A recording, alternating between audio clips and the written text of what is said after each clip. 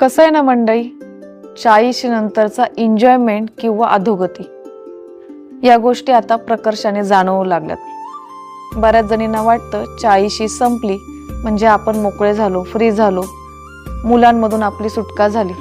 पण आपण कुठंतरी चुकतोय का याचा विचार करणं गरजेचं आहे. बाहेर फिरायला जाणं, हॉटेलिंगला जाणं, मैत्रिणींबरोबर किटी पार्टीला जाणं अगदी बरोबर आहे, पण हे सगळं करताना आपण किती तोडके कपडे घालतो याचा विचार आपण करतोय का?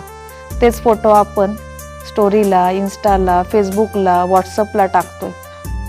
एखादी स्त्री सुसंस्कृत घरातली कार्यक्रमामध्ये खांद्यावर पदर घेते आणि मिरवते, आणि ती स्त्री दुसऱ्या दिवशी शॉर्ट कपड्यांमध्ये आपल्याला स्टेटसला दिसते.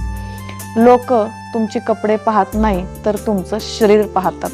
एक साधा विचार करा, अजून 10 वर्षांनी तुम्ही 10-15 वर्षांनी तुम्ही आजी होताल, तुम्ही तुमच्या नातवंडांना काय दाखवणार आहे? तुमचे फोटो पाहताना तुमची तीच नातू, तीच नात जर तुम्हाला म्हटली, आजी तू किती हॉट दिसती, तुम्हाला खरं योग्य वाटेल, बरोबर वाटेल? तेव्हा कुठंतरी तुमच्या मनाला लाजिरवाणं वाटेल. थोडा विचार करणं गरजेचं आहे. एन्जॉयमेंट नक्की करा. एखादं नृत्य सादर करताना आपण नक्की काय घातलंय, आपण शरीराचं आपलं अंग प्रदर्शन करतोय का याचा थोडा विचार करा. कारण आपली संस्कृती ते सांगत नाही. आपण पाश्चिमात्य संस्कृतीचं अनुकरण करतोय आणि दुसरी संस्कृती आपल्या घरात घेऊन येतोय. आपण हे करतोय म्हटल्यावर आपल्या मुलाबाळांनी केलं तर कुठं बिघडतंय?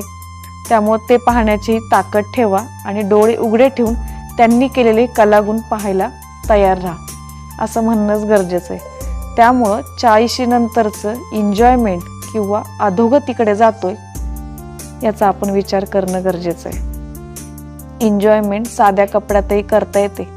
अंग झाकून, संस्कृती जपूनही सगळे सणवार साजरे करता येतात. एन्जॉयमेंट सगळ्या बाबतीत करता येते, फक्त त्यासाठी मनाची तयारी ठेवणं गरजेचं आहे. बरोबर की नाही? विचार नक्की करा या गोष्टीचा.